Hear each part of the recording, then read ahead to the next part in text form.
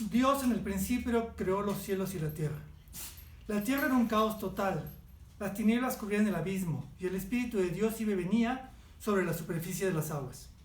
Y dijo Dios que exista la luz, y la luz llegó a existir. Dios consideró que la luz era buena y lo separó de las tinieblas. A la luz la llamó día y a las tinieblas noche. Y vino la noche y llegó la mañana. Ese fue el primer día. Y dijo Dios que existe el firmamento en medio de las aguas y que las separe. Y así sucedió. Dios hizo el firmamento y separó las aguas que están abajo de las aguas, que están arriba. Al firmamento Dios lo llamó cielo, y vino la noche, y llegó la mañana. Ese fue el segundo día. Y dijo Dios, que las aguas debajo del cielo se reúnan en un solo lugar, y que aparezca lo que secó, y así sucedió. A lo seco Dios llamó la tierra, y al conjunto de aguas lo llamó mar, y Dios consideró que esto era bueno. Y Dios dijo que haya vegetación sobre la tierra, y que ésta produzca hierbas que den semilla y árboles que den su fruto con semilla, todos según su especie. Y así sucedió. Comenzó a brotar la vegetación, hierbas que dan semilla y árboles que dan fruto con semilla, y todos según su especie. Y Dios consideró que esto era bueno. Y vino la noche y llegó la mañana. Ese fue el tercer día. Y dijo Dios, que haya luces en el firmamento que separen el día de la noche, que sirvan como señales de las estaciones de los días y de los años, y que brillen en el firmamento para iluminar la tierra. Y sucedió así. Dios hizo los dos grandes astros, el astro mayor para gobernar el día y el menor para gobernar la noche. También hizo las estrellas. Dios colocó en el firmamento los astros para alumbrar la tierra. Los hizo para gobernar el día y la noche, y para separar la luz de las tinieblas. Y Dios consideró que esto era bueno, y vino la noche. Y llegó la mañana, y ese fue el cuarto día. Y dijo Dios, que rebosen de seres vivientes las aguas y que vuelen las aves sobre la tierra, a lo largo del firmamento. Y creó Dios los grandes animales marinos y todos los seres vivientes que se mueven y pululan en las aguas y todas las aves según su especie. Y Dios consideró que esto era bueno, y los bendijo con estas palabras: sean fructíferos y multiplíquense, llenen las aguas de los mares, que las aves se multipliquen sobre la tierra. Y vino la noche y llegó la mañana. Ese fue el quinto día. Y dijo Dios que produzcan la tierra seres vivientes, animales domésticos, animales salvajes y reptiles según su especie. Y sucedió así. Dios hizo los animales domésticos, los animales salvajes y todos los reptiles según su especie. Y Dios consideró que esto era bueno. Y dijo, hagamos al ser humano a nuestra imagen y semejanza, que tengan dominio sobre los peces del mar y sobre las aves del cielo, sobre los animales domésticos, sobre los animales salvajes, y sobre todos los reptiles que se arrastran por el suelo. Y Dios creó al ser humano a su imagen, y lo creó a imagen de Dios. Hombre y mujer los creó. Ese fue el sexto día, y después Dios ya se echó a descansar, y dijo, bueno, ya lo creé, y tengo la creación, y con esto nos explica cómo Dios creó la vida en la tierra. ¿Ok?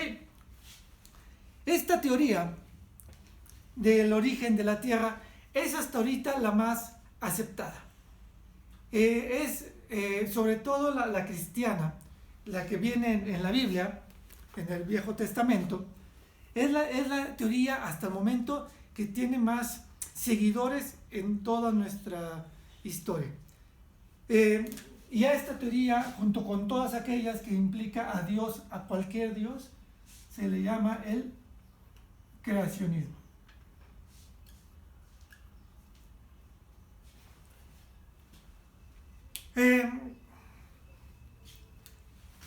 Hay una intervención divina, una mano de Dios, y en el caso de la Biblia del Nuevo Testamento nos dice que en el tercer día Dios crea la vida, la crea a partir de las plantas, y posteriormente en el cuarto y quinto día crea a los aves y los animales, y en el sexto día crea a lo que conocemos como los humanos, que habla de Adán y Eva, ¿no? Entonces, esta teoría es la primera que nos habla de cómo se hizo la vida en la Tierra.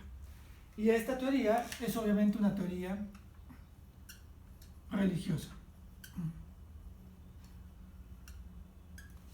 Ok. Pero no es la única que existe. Existen diversas teorías que hablan de la creación de la vida en la Tierra, o de la aparición de la vida en la Tierra, pero solamente vamos a tocar en esta clase 7 de esas teorías. La primera, ya la mayoría creo que la conocemos, ¿ok? Y esta sería la religiosa. Posteriormente, aparecen las teorías científicas. Se dividen de esta manera. Ahora, científicas las pongo entre comillas, porque a lo largo de estos minutos vamos a ver que algunas de estas realmente no tienen nada de científico, al contrario, son tan, vamos a decirlo, que tan muy asociadas a lo que es las religiosas. Ahora, ojo, no estoy diciendo que esta no exista. Desde mi punto de vista, desde el punto de vista científico, punto de vista como científico, yo me inclino más a una propia, pero yo les voy a decir, yo no les puedo decir que esta no es la verdadera, porque nadie ha estado ahí para decir si sí o si no. Al igual que muchas que vamos a ver. No podemos desecharla, ni podemos decir Dios no existe, porque entonces estaríamos diciendo que creemos en Dios al decir que no existe. Entonces, es muy complicado esta, vamos a decirlo, toda esta clase en ese sentido, ¿va? Aquí no se trata de decir Dios existe, Dios no existe, esta es la verdadera teoría, esta es la buena, etcétera, ¿no? Vamos a ver las diferentes opciones que hay. Okay. Después de la teoría religiosa del creacionismo, que les digo, esta es la más fácil de ejemplificar, además es lo que tengo a la mano, la Biblia. Hay desde el punto de vista hindú, desde el punto de vista de los mayas, desde el punto de vista en que los dioses, un dios, un ser supremo o varios seres supremos, son los que originan la vida tal cual en la tierra, ¿no? Después viene ya desde los griegos,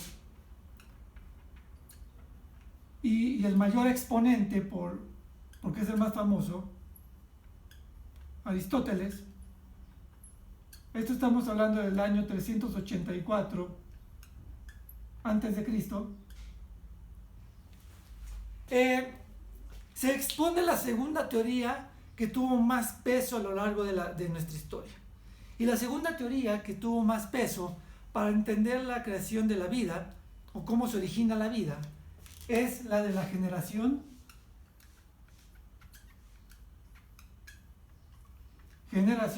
espontánea.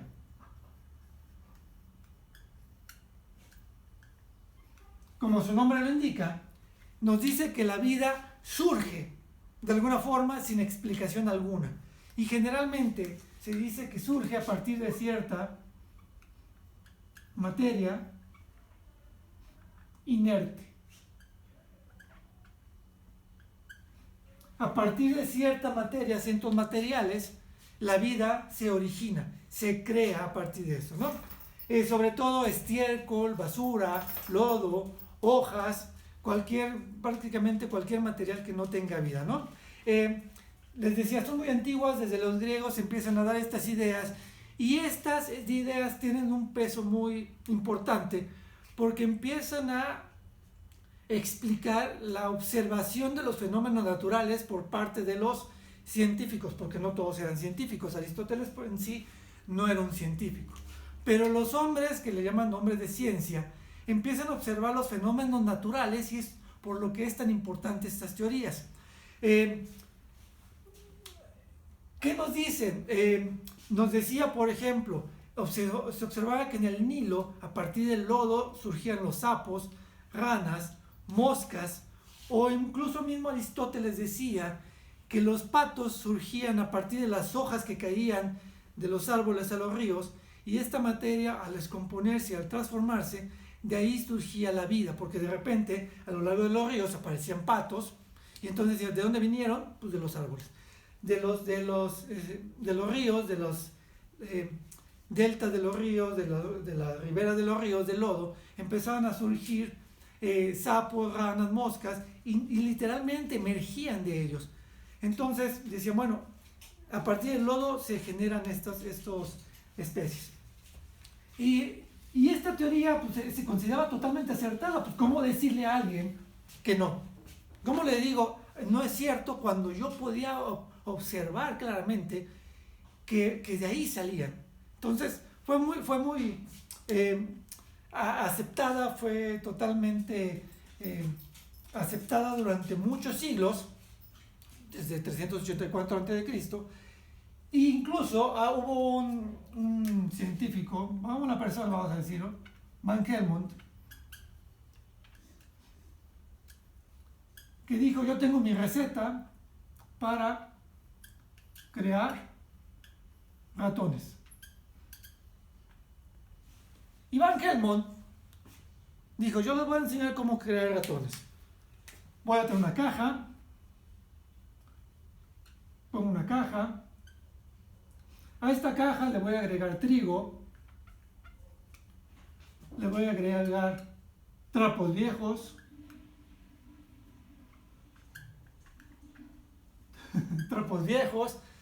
y le voy a agregar papel,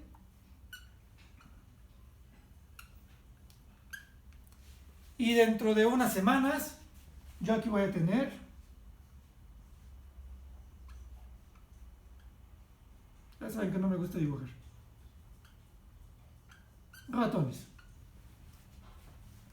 Y efectivamente Van Helmont, después de unas semanas, tenía ratones en esta caja.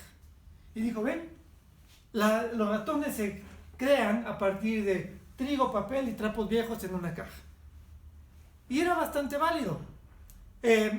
Obviamente, pues esto era, ahorita si lo vemos, no sé si alguien me dice cómo podría suceder esto. Yo en mi sano juicio ahora podría decir: bueno, lo que pasa es que le estoy dando comida y un lugar adecuado para que un ratón llegue desde cualquier lugar, se meta en la caja y diga: ah, mira, esto es un buen nido, y entonces aquí tenga un excelente nido de ratones. ¿Ok? Pero en ese momento Van Helmont dijo: esta es la receta para tener ratones en cualquier lado, ¿no? Pero en algún momento dado hubo ya quien dijo: pues esto no es cierto, ¿no? Empezaron a dudar de estas teorías. Y Redi, Francisco Redi, creo que es con doble D, tengo aquí mi tumbaburros, en 1665, él fue de los primeros que trató de demostrar que la teoría de la generación espontánea era falsa. Y dijo: ok, vamos a hacer lo siguiente. Voy a hacer un experimento, voy a crear moscas. ¿Qué necesito? Necesito un frasco. A este frasco le voy a poner carne, pero voy a tener otro frasco y le voy a poner carne. ¿Ok? ¿Cuál fue la diferencia? Que al segundo frasco le puso una tapa. ¿Ok? Frasco y carne.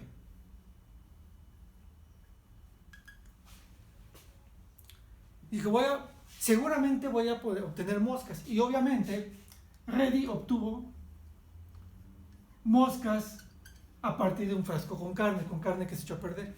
Pero resulta que en el segundo frasco solamente obtuvo carne echada a perder, pero no tuvo moscas.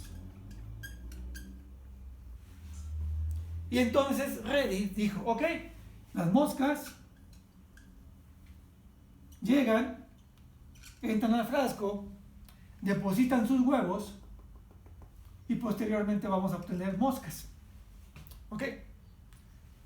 En el segundo frasco, más bien parecen maripositas, pero bueno, en el segundo frasco las moscas no pudieron entrar y por lo tanto no hubo generación de moscas. Entonces, este fue de los experimentos que empezaron a tumbar las teorías de la generación espontánea. Sin embargo, estas teorías todavía, esto fue en 1665, en el siglo XVII.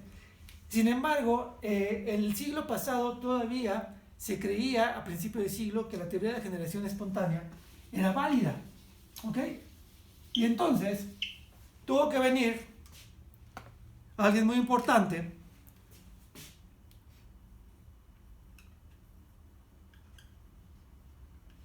que fue Louis Pasteur, un francés, que fue el que demostró por primera vez, de una manera totalmente, vamos a decir, científica, y fue quien derrumbó ya en sí en nuestra época moderna, él destruyó la teoría de la generación espontánea. Él,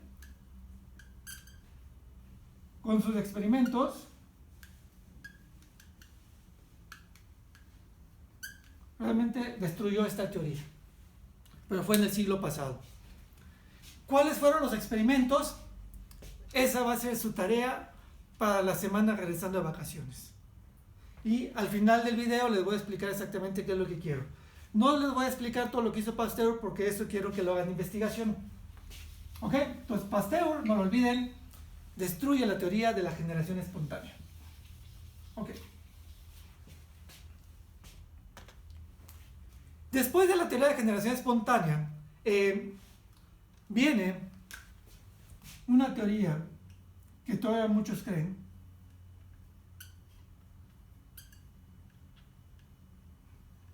pero que sin embargo no tiene tanto peso como las otras anteriores.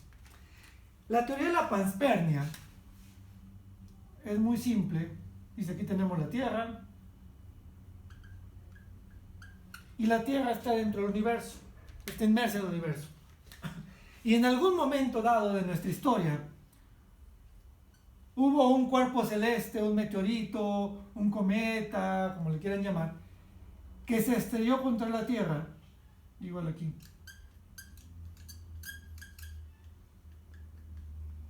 Se estrella contra la Tierra,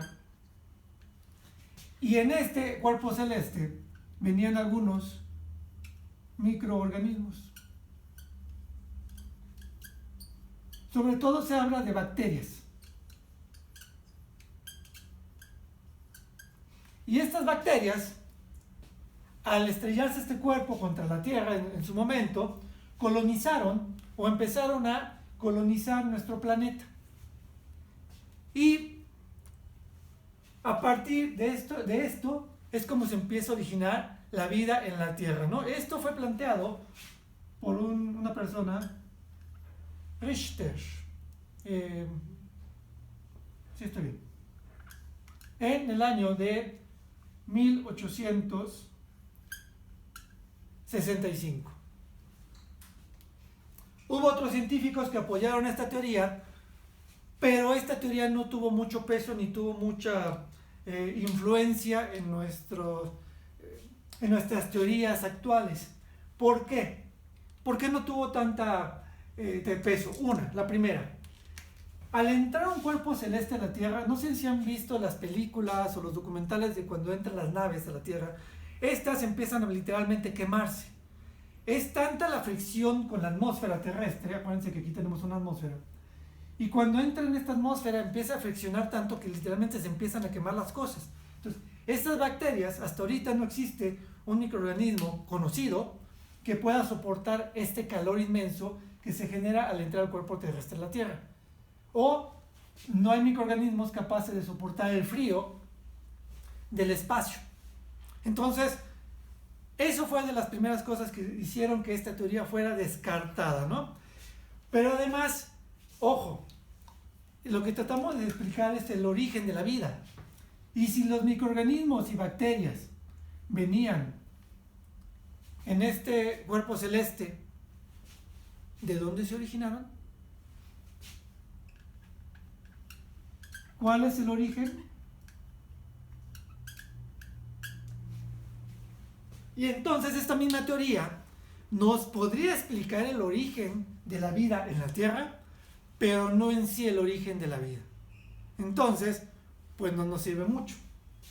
Le digo, fue analizada, fue planteada, pero descartada muy rápidamente. ¿Ok?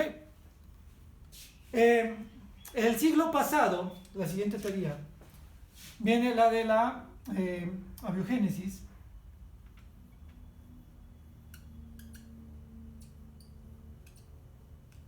¿Ok?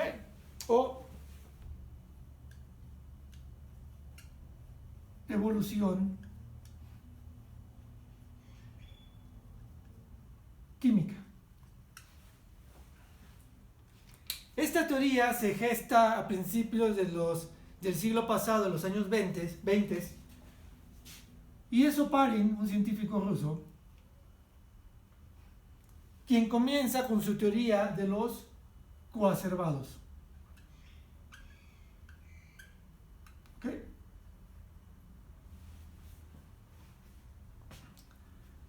Richard Oparin era químico, por eso es que su teoría va enfocada hacia la evolución química, ¿no? ¿Qué nos dice Oparin en esta teoría de la biogénesis primaria o evolución química, ¿no? Bueno, se los pongo de esta manera. ¿Se acuerdan que cuando leíamos el Génesis de la Biblia, decía que al principio la tierra era un caos? Y fíjense las coincidencias que hay entre las teorías científicas. Esta para mí es de las más aceptadas en cuestiones científicas, ¿no? Pero vean las coincidencias. La Biblia dice, al principio existía caos. Y literalmente la tierra era un caos. Vamos a poner que está la Pangea, no me acuerdo cómo era. Y en la atmósfera no existía como tal el oxígeno como ahorita lo conocemos. Toda nuestra atmósfera estaba rodeada por polvo, con muchos elementos como el CO2, el nitrógeno, hidrógeno, etc. Obviamente sí había oxígeno, pero no era el oxígeno, era oxígeno molecular, no oxígeno tal, no así. Y entonces existía todo un caos, la atmósfera no era, si yo me desplazara tuviera una máquina del tiempo y me desplazara a este pasado y no llevara una máscara de oxígeno, me moriría porque no habría los elementos para vivir. Esta atmósfera era una atmósfera tóxica para la vida como la conocemos ahora. ¿Ok? Entonces, tenemos ciertos elementos y teníamos aquí rayos.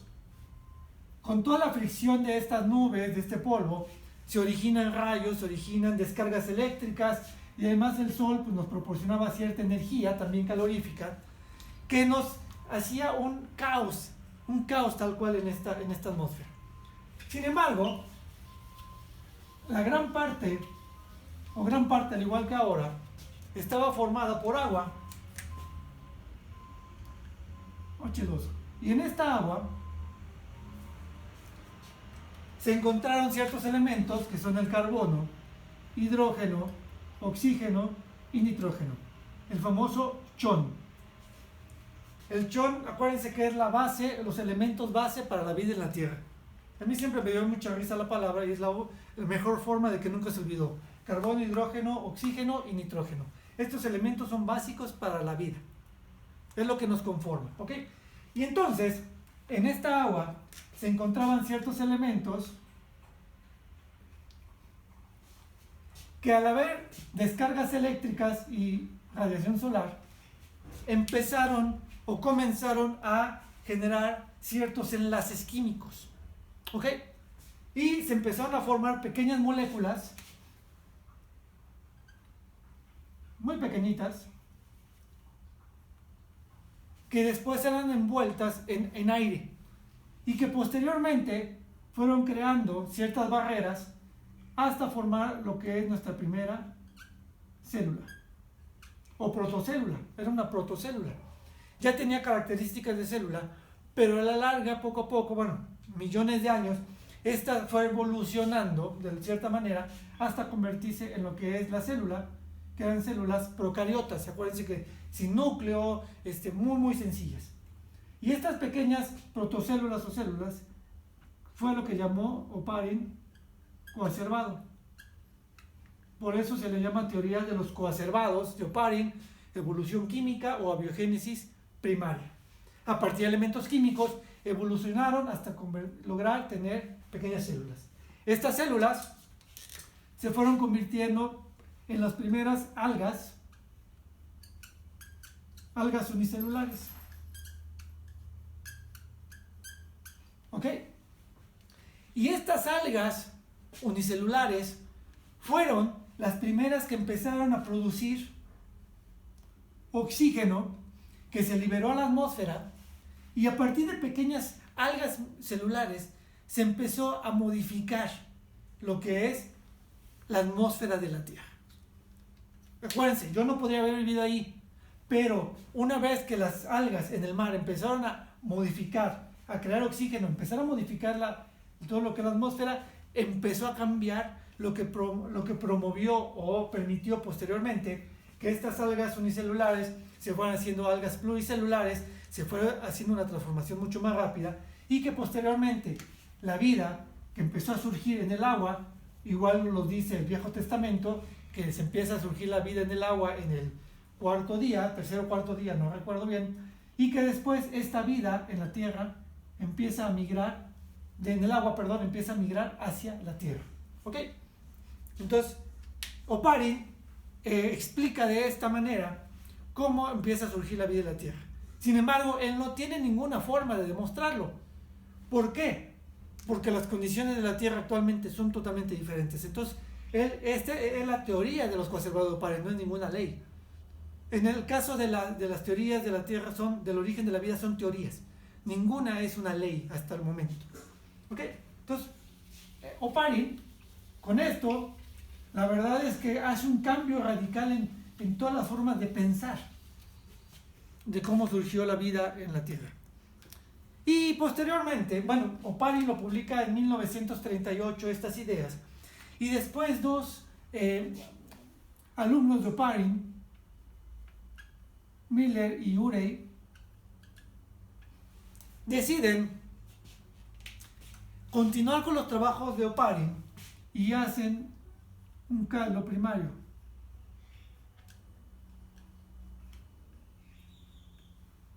¿Qué es lo que hacen ellos dos? Dicen, bueno, vamos a tomar las teorías de Oparin, vamos a tomar, no literalmente, pero vamos a ponerlo así, vamos a tomar una olla, vamos a, ¿qué dice Oparin que había? Había luz, había rayos, vamos a poner aquí unas descargas eléctricas, vamos a poner aquí así electricidad, y vamos a ponerle carbono, nitrógeno, vamos a ponerle hidrógeno, y aquí en agua salada, como serían en ese momento las condiciones terrestres, todo esto lo vamos a poner en una atmósfera controlada, y vamos a ver qué sucede. Y resulta que Miller y Urey logran recrear lo que dice Oparin, y logran obtener ciertas moléculas muy parecidas a lo que Oparin decía que podría haber sucedido.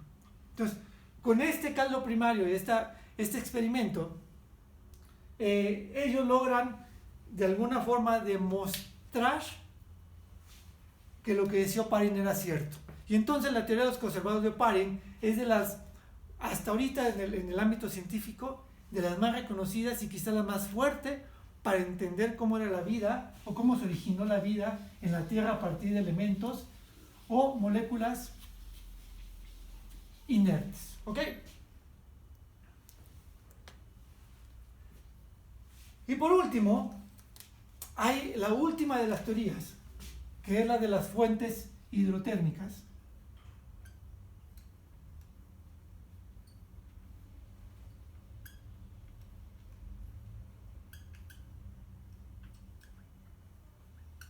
Que hidro significa agua y térmico se refiere a calor. Fuentes hidrotérmicas o fuentes hidrotermales. Esta teoría nos habla similar, que en un momento la Tierra, el ambiente era bastante hostil, pero en el mar, en la parte del fondo, en el fondo del mar, a partir de que surgían, aquí se generaba o surgía calor proveniente del centro de la Tierra, este calor en el mar generaba columnas de agua caliente. Y el agua caliente significa energía. Y esta agua caliente, muy similar a lo que decía Oparin de alguna forma, con los elementos que existían o que existen en el mar, se empezaron a formar ciertas moléculas que posteriormente se convirtieron en pequeñas bacterias, que fueron los que originaron los primeros elementos de vida en la Tierra. ¿Okay? No es muy similar a lo que habla Oparin, pero en vez de considerar los elementos externos, nos habla de que esto se originó en el fondo del mar. Actualmente ha tenido cierto peso esta teoría, porque sí se han descubierto en los fondos marinos estas fuentes hidrotérmicas en donde realmente existen bacterias que pueden sobrevivir a estas condiciones sin oxígeno y en el fondo del mar, en zonas muy profundas del mar.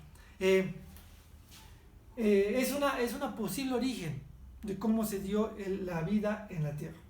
Entonces, ahí están, son varias. Ustedes, de alguna forma, pues, escojan su favorita, piensen cuál les gusta, en cuál creen, investíguenlo un poco, lean, y bueno, eso va a ser un poquito su tarea. Pero la tarea que sí les voy a pedir, que les hablé hace rato, es esta. ¿Qué tenemos que hacer? ¿O qué tienen que hacer? Investigar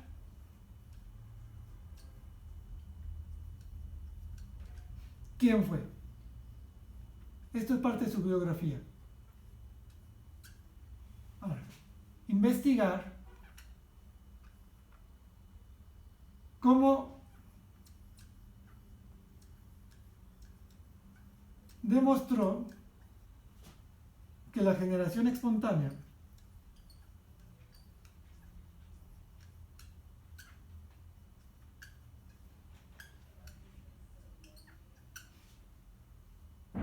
no existe. ¿Cómo lo hizo? Y por último, van a comparar la teoría de Pasteur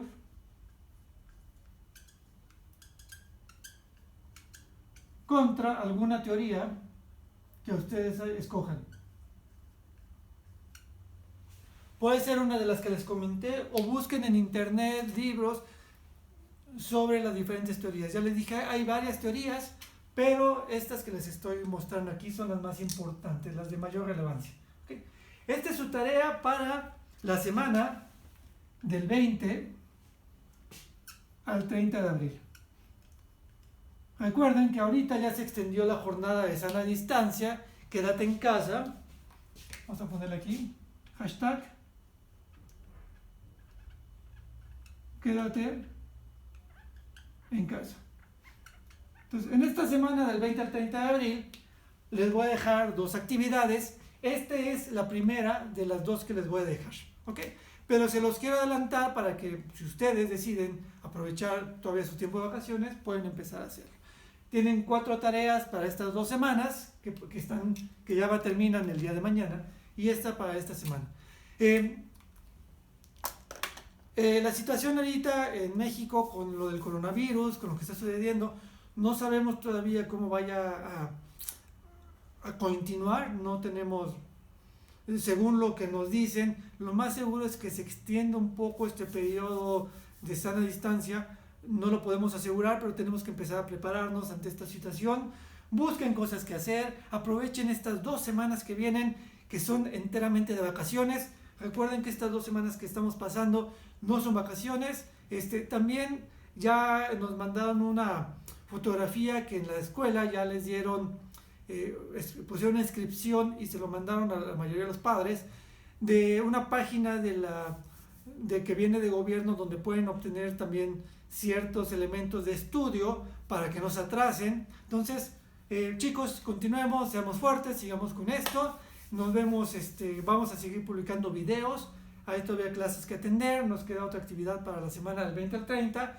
La estoy preparando, pero nos vemos. Cualquier duda, el chat abajo en este video, en la página del blog o directamente a mi correo. Hay algunas personas que han tenido ya algunas dudas, se las he contestado en menos de media hora, les estoy contestando como lo prometí. Las próximas 2 semanas de vacaciones, si mandan dudas, comentarios, seguramente se los voy a responder, pero no se los prometo que sea inmediatamente. También para nosotros es vacaciones, también las necesitamos como ustedes. Y bueno, a continuar con esto, ¿va? Buen día y hasta luego.